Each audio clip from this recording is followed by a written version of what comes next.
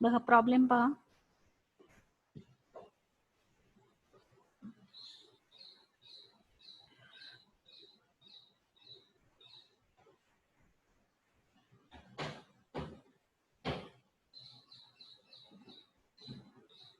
Final अकाउंटचा 7 नंबरचा problem आहे. Dinesh limited give following trial balance as on 31 March 2019. 31 March 2019चं balance sheet दिलेलं आहे. ट्रायल बॅलन्सची जी डेबिट साईड आणि क्रेडिट साईड आहे त्याला लॉट्स ऑफ आयटम्स आहेत आणि बऱ्याचशा सेल्फ ॲडजस्टमेंट पण आहेत. पण आपण जो पोस्टिंगला सुरुवात करतो ती पोस्टिंगला सुरुवात आपला जो फॉर्मॅट आहे बॅलन्स शीटचा त्या फॉर्मॅट पासून करत असतो. म्हणून बॅलन्स शीटच्या फॉर्मॅटनुसार जे जे आयटम पोस्टिंगला येतील त्यानुसार आपण त्याच्या काहींच्या नोट्स तयार करणार आहोत आणि काही आयटम जे आहेत ते डायरेक्ट पोस्टिंग करणार आहोत. मग त्यासाठी बॅलन्स शीटच्या फॉर्मॅटकडे या. बॅलन्स शीटच्या फॉर्मॅट प्रमाणे फर्स्ट आयटम आहे शेअर कॅपिटल. शेअर कॅपिटल साठी आपण जे आयटम चेक करतो ते म्हणजे ऑथराइज कॅपिटल आपण चेक करतो, त्यानंतर इश्यूड अँड सबस्क्राईब कॅपिटल आपण चेक करतो. त्यासाठी आधी ट्रायल बॅलन्स पहा, त्यानंतर कॉल सिनॅरिओज वगैरे असतील तर आपण ते देखील पाहणार आहोत. क्रेडिट साईड पहा. क्रेडिट साईडला सेकंड नंबरचा आयटम आहे share capital 3000 equity share. 3000 equity share आणि पुन्हा 1000 प्रेफरन्स शेअर पण आहेत, म्हणजे 2 प्रकारचं कॅपिटल दिलेलं आहे. डेबिट साईड चेक करू, कॉल सिनॅरिओज वगैरे आहेत का? कॉल सिनॅरिओज नाही आहेत, पण ऍडजस्टमेंट मध्ये पुन्हा ऑथराइज कॅपिटल जे आहे ते 2 प्रकारचं आहे. Authorise capital of the company 8 lakh divided into 6000 equity share of 100 each. 6000 equity share आहेत 100चे एक ह्याप्रमाणे and 2000 preference share of 100 each. Authorise capital पण 2 प्रकारे दिलेला आहे आणि इश्यूड अँड सबस्क्राईब कॅपिटल पण 2 प्रकारे दिलेला आहे. त्यामुळे आपल्याला त्याची नोट घ्यावी लागेल. मग घ्या note number first share capital. Note number first share capital. त्यामध्ये आपण अगोदर ऑथराइज कॅपिटल दाखवू, ते पण 2 प्रकारचं आहे. ऑथराइज कॅपिटल डॅश करून 6000 equity share of 100 each. Amount मध्ये इनर कॉलमला घ्या 6 लाख रुपये. इनर कॉलमला 6 लाख रुपये. त्यानंतर प्रेफरन्स शेअर कॅपिटल पण सांगितले ऑथराइज मध्ये, ते पण दाखवा.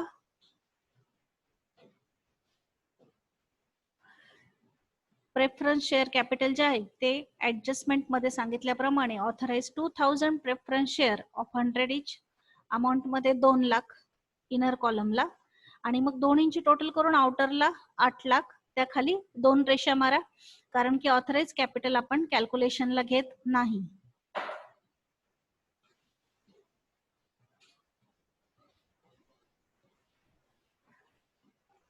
त्यानंतर इश्यूड अँड सबस्क्राईब कॅपिटल जे तुम्हाला ट्रायल बॅलन्स मध्ये दिलेलं आहे ते घ्या. ते पण 2 प्रकारचं आहे. Issued and subscribe capital 3000 equity share of 100 each. Amount मध्ये 3 लॅक्स आणि 1000 preference share of 100 each. Amount मध्ये 1 लाख, जे तुम्हाला ट्रायल बॅलन्स मध्ये क्रेडिट साईडला दिलेलं होतं. आणि नोटची बेरीज करा 4 लाख. इश्यूड अँड सबस्क्राईबचीच आपण बेरीज करतो, ऑथराइज कॅल्क्युलेशनला घेत नाही.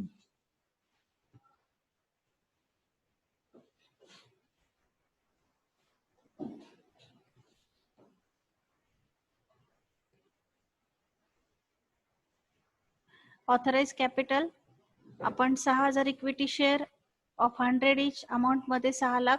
त्यानंतर 2000 प्रेफरन्स शेअर ऑफ 100 इच. 2 लाख, दोन्हींची बेरीज आउटरला 8 लाख घेतली. त्या खाली 2 रेषा मारल्या. त्यानंतर issued and subscribe capital 3000 equity share of 100 each. Amount मध्ये 3 लाख आणि 1000 preference share of 100 each. Amount मध्ये 1 लाख. त्यांची बेरीज झाली 4 लाख. आता स्टेटमेंट कडे या आणि शेअर कॅपिटलच्या समोर नोट नंबर टाका 1. अमाऊंट मध्ये घ्या 4 लाख. त्यानंतर सेकंड हेडिंग आहे आपलं रिझर्व्ह अँड सरप्लसचं. रिझर्व्ह अँड सरप्लसला आपण सर्व प्रकारचे रिझर्व्ह किंवा सर्व प्रकारचे फंड्स घेत असतो, एक्सेप्ट जो वर्कर्सचा फंड असेल तो सोडून बाकीचे सर्व रिझर्व्ह आणि सर्व फंड्स आपण घेत असतो. मग त्यासाठी प्रॉब्लेम पहा. प्रॉब्लेम मध्ये क्रेडिट साइड चेक करायची. क्रेडिट साइडला जे रिझर्व किंवा फंड्स नावाने आलेले आयटम असतील ते चेक करा. डिव्हिडंड इक्वलायझेशन रिझर्व आहे बघा 20,000. त्यानंतर जनरल रिझर्व आहे 35,000. त्यानंतर इन्व्हेस्टमेंट फंड पण आहे.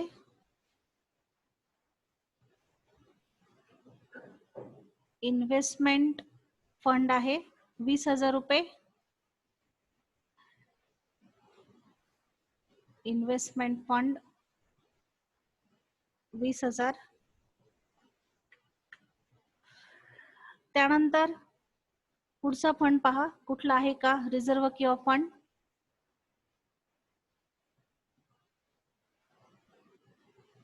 सन्ड्री पेबल ट्रेड पेबल नाहीये.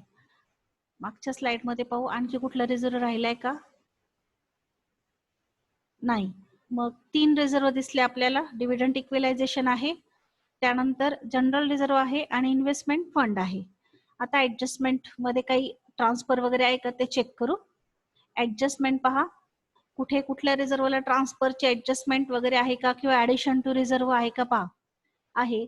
Transfer ₹19,900 to general reserve. General रिझर्वला 19,900 रुपये आपल्याला ट्रान्सफर करायचे आहेत. त्यामुळे आपल्याला जनरल रिझर्व इनर कॉलमला घ्यावा लागेल आणि त्यामध्ये आपल्याला 19,900 आहे. 19,900 ऍड करावे लागतील. मग दुसरी नोट घ्या. नोट दुसरी घ्या. Note number 2 reserve and surplus. Note number 2 reserve and surplus. त्यामध्ये रिझर्व घ्या. डिव्हिडंड इक्वलायझेशन रिझर्व किंवा फंड 20,000. त्यानंतर जनरल रिझर्व इनर कॉलमला घ्या 35,000. त्यामध्ये ऍड करा ट्रान्सफरचा. ऍड ट्रान्सफर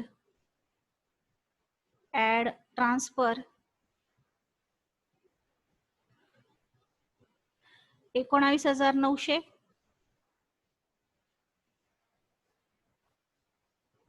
किंवा न्यू रिझर्व म्हटलं तरी चालेल, ऍडिशन म्हटलं तरी चालेल. आउटरला 54,900. आउटरला 54,900 आणि इन्व्हेस्टमेंट फंड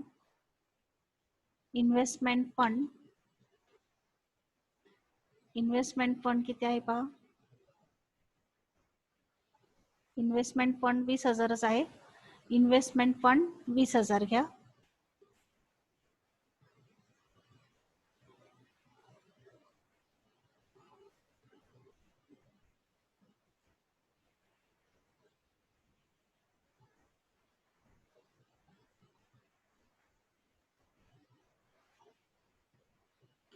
तीन फंड्स आपण ट्रान्सफर केले किंवा रिझर्व आपण ट्रान्सफर केलेले आहेत. त्यापैकी जनरल रिझर्ववर ऍडजस्टमेंट होती तेवढे ट्रान्सफरचे ऍड करून घेतलेले आहेत. आता ही नोट आपण लगेच बेरीज करणार नाहीये कारण की ह्या नोटला आपल्याला लास्टला जो तुमचा नेट प्रॉफिट येईल तो देखील ट्रान्सफर करायचा आहे. मग आपण आता आपल्या पुढच्या हेडिंग कडे जाऊ. इथपर्यंत सर्वांचं पोस्टिंग झालं असेल. डिव्हिडंड इक्वलायझेशन फंड घेतला असेल 20,000 रुपये. General reserve inner कॉलमला 35,000. Add new reserve किंवा ऍड ट्रान्सफर 19,900. आउटरला 54,900 आणि इन्व्हेस्टमेंट फंड 20,000. सर्व फंड्स आणि रिझर्व आपण पोस्टिंग केलेत. आता पुन्हा आपल्या फॉर्मॅट कडे या. फॉर्मॅट मध्ये पुढचा जो आयटम आहे तो आहे नॉन करंट लायबिलिटीज. कारण की मनी रिसिव्ड अगेन्स्ट शेअर वॉरंट आणि शेअर ऍप्लिकेशन मनी पेंडिंग याला आपण काहीच घेत नाही. मग डायरेक्ट नॉन करंट लायबिलिटीज मधला जो पहिला आयटम आहे लॉंग टर्म बॉरोइंग, तिथे या. लॉंग टर्म बॉरोइंग समोर आपण जनरली डिबेंचर घेतो, पण एखाद दुसऱ्या प्रॉब्लेम मध्ये बँक लोन पण येऊ शकतं ज्याला पिरियड मेन्शन असेल असं, ते देखील इथेच ट्रान्सफर करतात. त्यासाठी ट्रायल बॅलन्स चेक करा. ट्रायल बॅलन्सची क्रेडिट साइड पहा. डिबेंचर्स आहेत का. किंवा एखादं बँक लोन आहे का ज्याला पिरियड मेन्शन आहे. डिबेंचर्स आहेत बघा 7% मॉर्गेज डिबेंचर 1,00,000 रुपीज दिलेले आहेत. हे आपण तिथे पोस्टिंग करू. बँक लोन वगैरे नाहीये, सिंगल आयटम आहे, त्यामुळे डायरेक्ट पोस्टिंग करा. डायरेक्ट पोस्टिंग करा. लॉंग टर्म बॉरोइंगच्या समोर 1,00,000 1,00,000 रुपये ही अमाऊंट आपण डिबेंचरची पोस्टिंग केलेली आहे. त्यानंतर डिफर्ड टॅक्स लायबिलिटी नाहीये, अदर लॉंग टर्म लायबिलिटी नाहीये, लॉंग टर्म प्रोव्हिजन नाहीये. तिन्हींसमोर डॅश करा. डायरेक्ट करंट लायबिलिटीज वर या. करंट लायबिलिटीज मध्ये पहिला आयटम आहे short term borrowings. Short term बॉरोइंग्सला आपण काय घेत असतो तर डिपॉझिट, बँक ओव्हरड्राफ्ट किंवा बँक लोन ज्याला पिरियड मेन्शन नाही असा. मग त्यासाठी आपण ट्रायल बॅलन्स चेक करू. क्रेडिट साइड पहा, कुठे deposit, bank overdraft, bank loan असा शब्द आलेला आहे का. फिक्स डिपॉझिट आहे बघा 16,600 रुपये. फिक्स डिपॉझिट 16,600 रुपये. तेवढा एकच आयटम आहे. त्यानंतर ट्रेड पेबल आहेत 17,300 रुपये. मग आपण डायरेक्ट पोस्टिंग करू. शॉर्ट टर्म बॉरोइंग समोर फिक्स डिपॉझिटची अमाऊंट 16,600 रुपये. शॉर्ट टर्म बॉरोइंगच्या समोर फिक्स डिपॉझिटची अमाऊंट पोस्टिंग करा 16,600 रुपये. त्यानंतर ट्रेड पेएबल समोर आत्ताच आपण ट्रेड पेएबलची अमाऊंट पाहिलेली आहे ती पोस्टिंग करा 17,300 रुपये. ट्रेड पेएबल समोर 17,300 रुपये.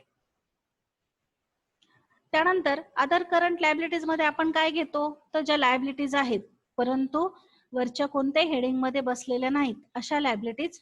आणि ऍडजस्टमेंट मध्ये जर आउटस्टँडिंगची ऍडजस्टमेंट असेल तर तिचा देखील इफेक्ट आपण इथे घेत असतो. त्यासाठी ट्रायल बॅलन्स चेक करा. क्रेडिट साइड चालू आहे अजून. क्रेडिट साइडला पहा लायबिलिटीज कोणत्या, बिल्स पेबल वगैरे आहेत का.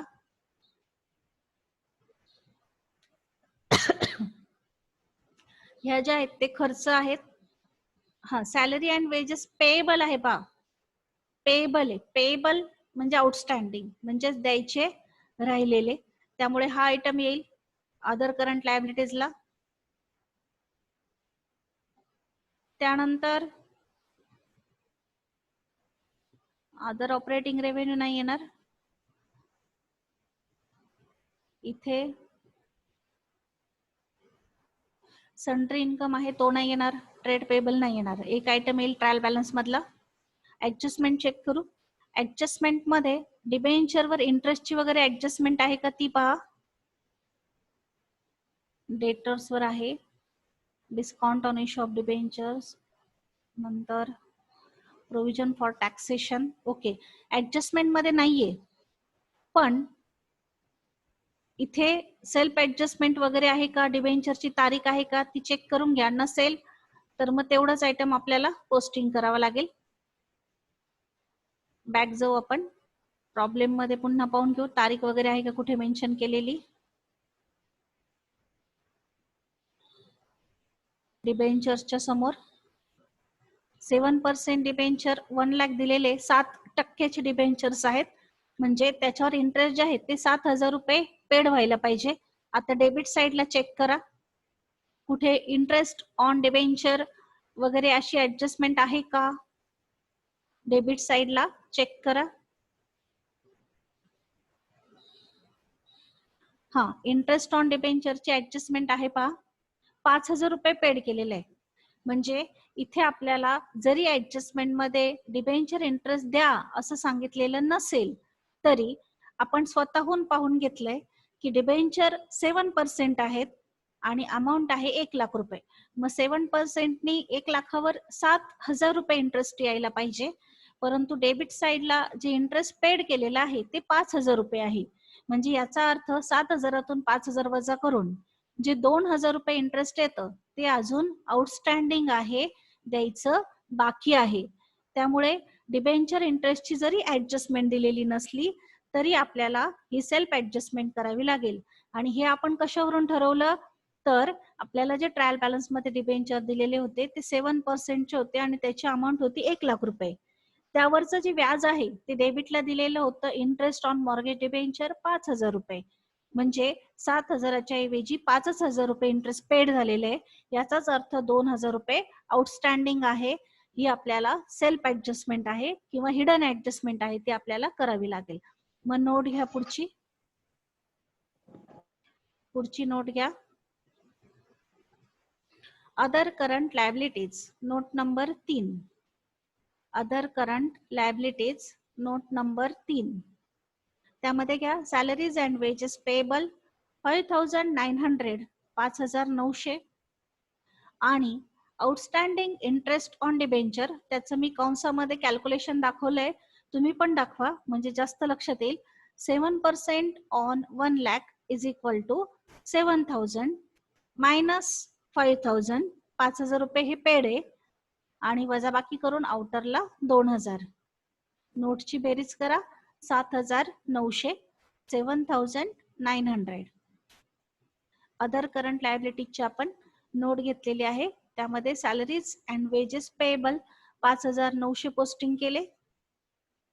Outstanding interest on debenture 7% on 1 lakh is equal to 7,000 minus पेडचं 5,000 वजा केलं आपण ट्रायल बॅलन्स मधलं जे पेड झालेले ते, आणि आउटस्टँडिंग कॅल्क्युलेट केलं, ते आलं 2,000 रुपये. आता आपण ज्या वेळेला फायनान्स कॉस्टला इफेक्ट देऊ त्यावेळेला 5,000चा न देता डायरेक्ट आपण 7,000चा इफेक्ट देणार आहोत.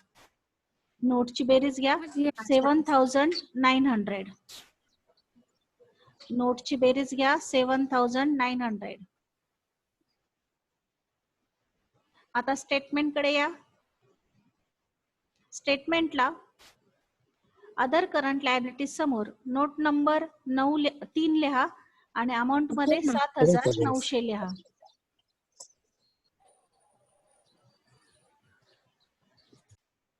अदर करंट लायबिलिटीज 3 नंबरची नोट आपण केली तयार आणि तिची टोटल 7,900 अदर करंट लायबिलिटीज समोर घ्या. त्यानंतर पुढचे हेडिंग आहे short term provision. Short term प्रोव्हिजनला आपण generally propose dividend, provision for taxation किंवा कोणतीही प्रोव्हिजन असेल तर तिचा इफेक्ट घेत असतो. त्यासाठी आधी ट्रायल बॅलन्स चेक करा. ट्रायल बॅलन्सची क्रेडिट साइड पहा. एखादी प्रोव्हिजन किंवा प्रपोज डिव्हिडंड वगैरे आलेला आहे का? हा डिव्हिडंड आहे पण तो पेड आहे, तो नाही घ्यायचा इथे. आता ऍडजस्टमेंट चेक करा. ऍडजस्टमेंट मध्ये लास्ट ऍडजस्टमेंट आहे पहा प्रोव्हिजन फॉर टॅक्सेशनची 30,500 रुपये. बाकी प्रपोज डिव्हिडंड वगैरे नाहीये, सिंगल आयटम आहे, त्यामुळे डायरेक्ट इफेक्ट द्या. शॉर्ट टर्म प्रोव्हिजन समोर अमाऊंट डायरेक्ट लिहा 30,500 रुपये. 30,500 रुपये. त्यानंतर आता ऍसेट साइड सुरू होते.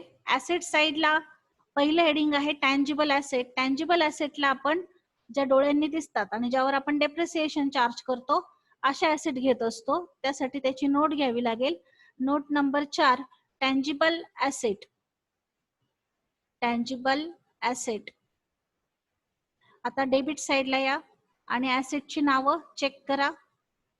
कोणत्या कोणत्या ऍसेट्स आहेत बघा. पेटेंट अँड कॉपीराइट आहे 18,000 रुपये. त्यानंतर फर्निचर अँड फिटिंग्स आहे 1,47,500 रुपये.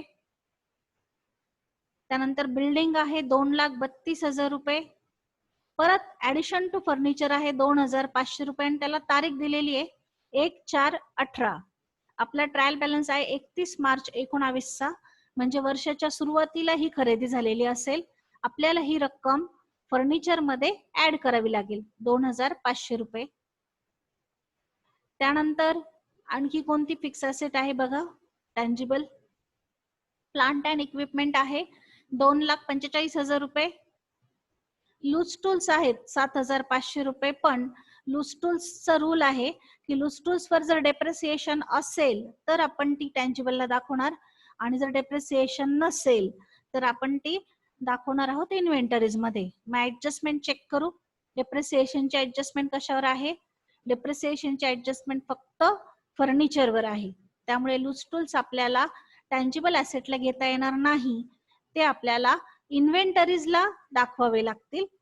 मग आता नोटकडे या. नोट नंबर 4 घ्या. टँजिबल ॲसेट्स, त्यामध्ये घ्या फर्निचर अँड फिक्स्चर, इनर कॉलमला 1,47,500 रुपये. ऍडिशन 2,500 रुपये जे आपल्याला दिलेले होते ट्रायल बॅलन्स मध्येच. दोन्हींची बेरीज करा आणि इनरलाच राहू द्या 1,50,000 रुपये. आता त्यातून 10% डेप्रिसिएशन लेस करा. जे ऍडिशन टू फर्निचर होतं त्याला 1 एप्रिल 2018 तारीख होती. याचा अर्थ फर्निचर वर्षाच्या सुरुवातीलाच घेतलेले ऍडिशनल, त्यामुळे डेप्रिसिएशन पूर्ण अमाऊंटवर येईल. जर ती तारीख वेगळी असती म्हणजे 6 महिन्यांनंतरची वगैरे असती तर आपल्याला 1,47,500 वर पूर्ण डेप्रिसिएशन काढावं लागलं असतं आणि 2,500 वर वेगळं काढावं लागलं असतं. पण आता ते फर्निचर जे आहे ते वर्षाच्या सुरुवातीलाच घेतलेलं आहे, म्हणून जे डेप्रिसिएशन आपण कॅल्क्युलेट करणार आहोत ते पूर्ण अमाऊंटवर 10% कॅल्क्युलेट करून वजाबाकी करून आउटरला 1,35,000 रुपये. 1,50,000वर 10% 15,000 रुपये वजा केले, आउटरला 1,35,000 रुपये. त्यानंतर घ्या building 2,32,000, patent and copyright 18,000, plant and equipment 2,45,000. Tangible ॲसेटला आपण ॲसेट्स पोस्टिंग करतोय. फर्निचर इनरला घेतलं, त्यात ऍडिशनल फर्निचर ऍड केलं, त्यातून 10% डेप्रिसिएशन लेस केलं आणि आउटरला दाखवलं. त्यानंतर बिल्डिंग, पेटेंट अँड कॉपीराइट आणि प्लांट अँड इक्विपमेंटची पोस्टिंग केली. लूज टूल्स आहेत परंतु ते आपण इन्व्हेंटरीजला दाखवणार आहोत कारण की लूज टूल्सवर डेप्रिसिएशनची ऍडजस्टमेंट आहे. आता नोटची बेरीज करा. नोटची बेरीज येते 6,30,000 रुपये. नोटची बेरीज येते 6,30,000 रुपये. स्टेटमेंट कडे या. टँजिबल ॲसेट समोर लिहा 6,30,000. 6,30,000. त्यानंतर इनटँजिबल ॲसेट समोर जनरली आपण गुडविलची अमाऊंट लिहितो. ट्रायल बॅलन्स चेक करा. ट्रायल बॅलन्स मध्ये गुडविल आलेलं आहे का? आलेलं असेल तर जनरली तीच अमाऊंट येते, पण इतर काही इनटँजिबल ॲसेट आहेत का ते पण आपण चेक करून घेऊया.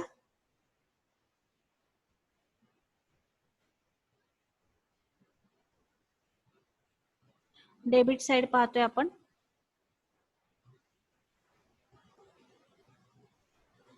कॅपिटल वर्क इन प्रोग्रेस आहे या प्रॉब्लेम मध्ये 9,400 रुपये. गुडविल नाहीये पण कॅपिटल वर्क इन प्रोग्रेस आहे.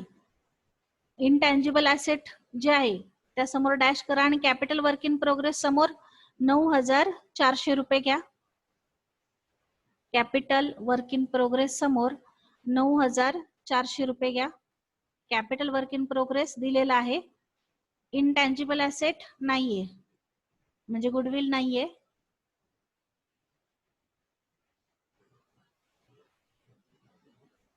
Capital work in progress direct दिलेला आहे प्रॉब्लेम मध्ये डेबिट साइडला 9,400 रुपये. मग कॅपिटल वर्क इन प्रोग्रेस समोर घ्या 9,400 रुपये. इनटँजिबल ॲसेट समोर डॅश करा, गुडविल नाहीये. त्यानंतर non current investment. Non current investment म्हणजे इन्व्हेस्टमेंट घेतो आपण, मग गव्हर्नमेंट बॉन्ड असतील, गव्हर्नमेंट सिक्युरिटीज असेल, डेबिट साइडला आलेले शेअर्स असतील किंवा डेबिट साइडला आलेले डिबेंचर्स असतील. मग आधी ट्रायल बॅलन्स चेक करा. डेबिट साइड पहा. इन्व्हेस्टमेंट इन 6% गव्हर्नमेंट बॉन्ड्स असणारे फेस व्हॅल्यू दिलेली आहे त्याची 50,000 रुपये. आणखी काय आहे? इन्व्हेस्टमेंट इन इक्विटी शेअर्स पण आहे 20,000 रुपये. मग 2 इन्व्हेस्टमेंट आहेत त्यामुळे आपल्याला त्याची नोट घ्यावी लागेल. नोट घ्या. Note number 5 non current investment. Non current investment त्यामध्ये घ्या 6% गव्हर्नमेंट सिक्युरिटी 40,000 रुपये आणि इन्व्हेस्टमेंट इन इक्विटी शेअर्स 20,000 रुपये. कंसात लिहा 250 equity share of 100 each ₹80 paid, amount मध्ये 20,000. नोटची बेरीज करा. 2 इन्व्हेस्टमेंट आहेत, त्यामुळे आपण नोट घेतली. एक गव्हर्नमेंट सिक्युरिटी मध्ये आहे आणि एक इक्विटी शेअर्स मध्ये आहे. आता इन्व्हेस्टमेंट जी आहे गव्हर्नमेंट सिक्युरिटीची, तिच्या पुढे तारीख वगैरे दिलेली होती कंसात. त्या तारखेचा आणि इंटरेस्टचा संबंध आहे, त्यामुळे ज्या वेळेला आपण इंटरेस्ट कॅल्क्युलेट करू त्यावेळेला आपण त्याचा विचार करू. आता सध्या आपल्याला फेस व्हॅल्यू किंवा त्याचा रेट किंवा डेट त्याचा विचार करण्याची गरज नाही. फक्त पोस्टिंग करा आणि नोटची बेरीज करा. बेरीज येते 60,000. स्टेटमेंट कडे या आणि इन्व्हेस्टमेंट समोर, नॉन करंट इन्व्हेस्टमेंट समोर अमाऊंट पोस्टिंग करा 60,000. त्यानंतर long term loans and advances नाहीये.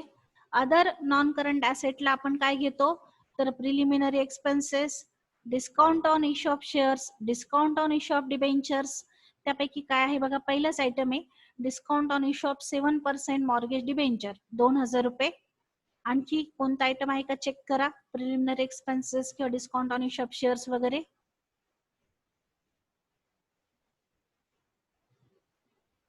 नाहीये. ऍडजस्टमेंट पहा.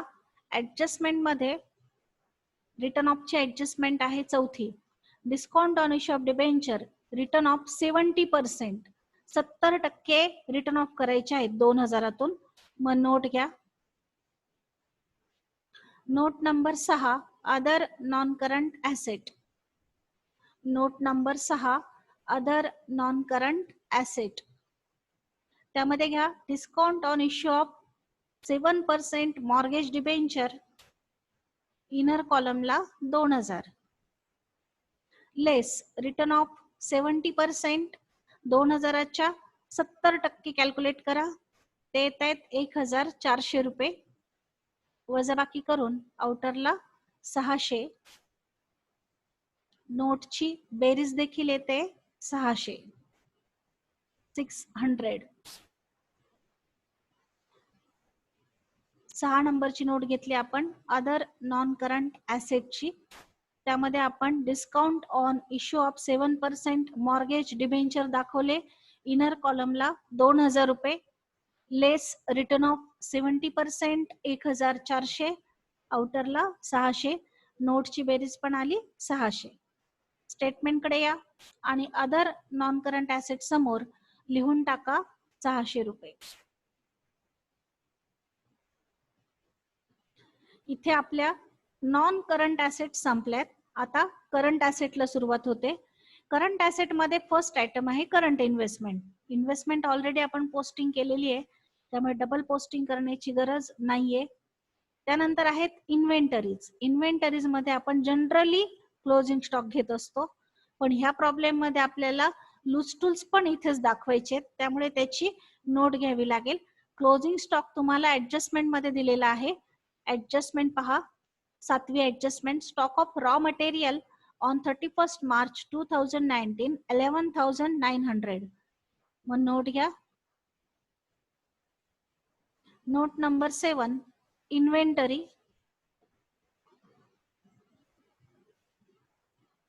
नोट नंबर चेक करते मी,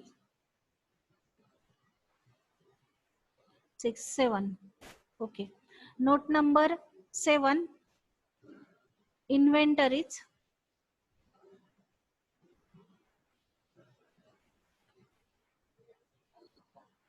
त्यामध्ये 2 आयटम पोस्टिंग करा. एक stock of raw material adjustment मधला ₹11,900 आणि दुसरा लूज टूल्स जो ट्रायल बॅलन्स मध्ये डेबिट साइडला दिलेला होता 7,500, ₹7,500. आता नोटची बेरीज करा. बेरीज येते ₹19,400. 2 आयटम पोस्टिंग केले आपण, लूज टूल्स आणि स्टॉक ऑफ रॉ मटेरियल. नोटची बेरीज येते 19,400. स्टेटमेंट कडे या. इन्व्हेंटरी समोर लिहा नोट नंबर 7, अमाऊंट मध्ये ₹19,400. 19,400 रुपये. त्यानंतर ट्रेड रिसिवेबल. ट्रेड रिसिवेबलला आपण डेटर्स, बिल्स रिसिवेबल यांची पोस्टिंग करत असतो आणि आरडीची त्यावर जनरली ऍडजस्टमेंट असते. त्यामुळे आधी आपण ट्रायल बॅलन्स चेक करू. ट्रायल बॅलन्सची डेबिट साइड पहा. ट्रेड रिसिवेबल नावाचा आयटम आहे 55,000 रुपये. बिल्स रिसिवेबल आहेत का पहा. नाहीये. आता ऍडजस्टमेंट पहा. ही ऍडजस्टमेंट इतर ऍडजस्टमेंट पेक्षा थोडीशी वेगळी आहे. Of the debtors ₹15,000 were outstanding more than 6 month. 55,000 रुपयाचे तुम्हाला डेटर्स दिलेले आहेत. त्यापैकी 15,000 रुपयाचे जे डेटर्स आहेत ते 6 महिन्यापेक्षा जास्त कालावधीचे आउटस्टँडिंग आहेत, म्हणजे येणं बाकी आहेत. All book debts unrecovered. अजूनपर्यंत कोणतेही जे 55,000 रुपये आहेत ते काही वसूल झालेले नाहीयेत. But are to be consider good. पण ते काही बुडण्याची शक्यता पण नाहीये. ते अजून काय आहेत, चांगले आहेत. Accept debtors ₹500. एक्सेप्ट म्हणजे च्याशिवाय, सोडून, 500 रुपये सोडून. याचा अर्थ एकूण 55,000च्या डेटर्स पैकी 15,000चे डेटर्स 6 महिन्यापेक्षा जास्त आउटस्टँडिंग आहे. मग आपण ते 15,000 सेपरेट दाखवू, उरलेले 40,000 सेपरेट दाखवू. मग दोन्हींची बेरीज 55,000 दाखवू. एकूण सगळे डेटर्स गुड आहेत, चांगले आहेत. एक्सेप्ट डेटर्स 500 म्हणजे 500 रुपये गुड नाहीये. म्हणजेच ते काय आहेत, गुड नाहीयेत म्हणजेच बॅड आहे, म्हणजे बॅड डेट्स आहे. मग 500 रुपये आपल्याला बॅड डेट म्हणून काय करावे लागतील, वजा करावे लागतील. मग घ्या पुढची नोट घ्या. ट्रेड रिसिवेबलची note number 8. Trade receivable. Note number 8 trade receivable. त्यामध्ये घ्या ट्रेड रिसिवेबल कंसात आउटस्टँडिंग फॉर 6 मंथ 15,000. जे ऍडजस्टमेंट मध्ये होते ना त्याप्रमाणे आपण 55,000चं बायफर्केशन केलेलं आहे. 6 महिन्याचे जे आउटस्टँडिंग आहे ते सेपरेट केले. 55 मधून 15 वजा करून उरलेले 40,000 सेपरेट दाखवले. ऍड अदर डेटर्स 40,000, टोटल 55,000 लेस बॅड डेप्ट 500 करा. इथे चुकून 5,000 झालेत, ते 500 करा.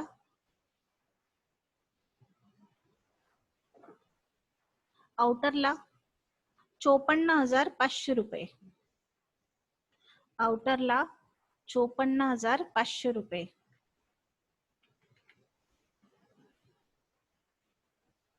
नोट घेतली आपण ट्रेड रिसिवेबलची. डेटर्स 55,000 होते आणि त्यातून 500 रुपये बॅड डेट्स मायनस केले. याचा आपण ट्रायल बॅलन्स शीटच्या फॉर्मॅटमध्ये पोस्टिंग करून घेऊ. आणि बाकीच्या ज्या नोट्स आहेत, पुढचं जे आहे बॅलन्स शीट आणि राहिलेलं प्रॉफिट अँड लॉस अकाउंट, आपण उद्याच्या लेक्चरला पाहू. आता हे पोस्टिंग करून घ्या. बॅलन्स शीटला ट्रेड रिसिवेबलच्या समोर जी अमाऊंट आहे 54,500 रुपयाची ती पोस्टिंग करून घ्या अगोदर.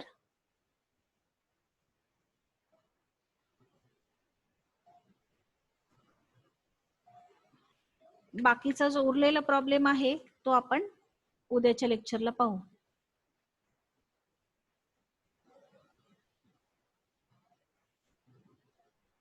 इथपर्यंत आपण आलोय. अजून cash and equivalent, short term loans and advances, other current asset हे 3 हेडिंग बॅलन्स शीटचे बाकी आहेत. आणि पूर्ण प्रॉफिट अँड लॉस अकाउंटचं स्टेटमेंट बाकी आहे, ते आपण उद्या पाहू. आज आपण इथपर्यंत थांबू. ट्रेड रिसिवेबल पर्यंत आपण पोस्टिंग करून थांबू.